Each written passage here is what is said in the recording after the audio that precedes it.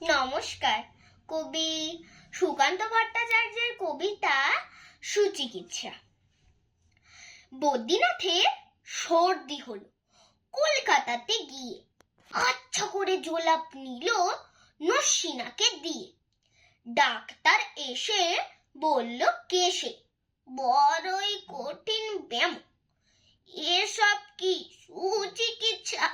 আরে আরে রামা, আমার হাতে পড়লে পরে এক্সরে করে দেখি রোগটা কেমন, কঠিন কিনা আসল কিংবা মেকি। থার্মোমিটার মুখে রেখে সাবধানেতে থাকুক, আইস ব্যাগটা মাথায় দিয়ে একটা দিন তো রাখুক। ইঞ্জেকশন নিতে হবে, অক্সিজেনটা পরে, তারপরেতে দেখবো এ রোগ থাকে কেমন করে। পল্লীগ্রামের বদ্রীনাথ অবাক হলো ভারী, সর্দি হলেই